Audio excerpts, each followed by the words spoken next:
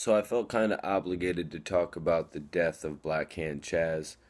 I just want to send my condolences out to everybody in his family, everybody that ever dealt with him, that he impacted their career. I know he did a lot. He had a crazy past, but he came into the hip hop game and did a lot.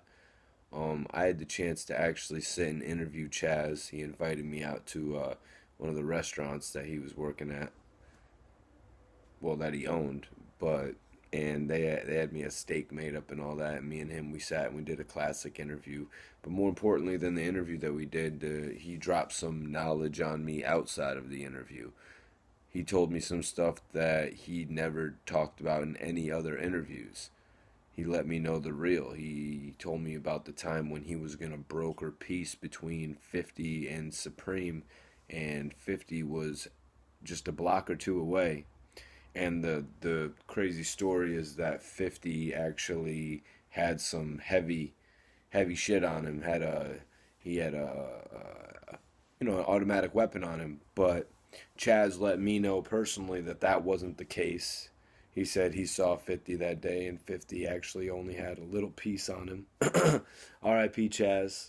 Some of these things he didn't want to talk about on camera, and I could totally understand it because at one point Chaz thought that him and 50 would reunite, but even in his death you could see 50 taking shots at him, saying stuff like, "Oh, I didn't deal with Chaz living, don't put me with him with his death." 50 looked at Chaz, aka Slim, as somebody that switched sides on him. He let people ride on him, meaning meaning this might have to be something I do, breaking down lyrics like this, but he let people ride on him, meaning he allowed people from the Supreme team, people from any organization that didn't deal like him, to ride on him, take him down. What later happened to 50 in the early 2000s.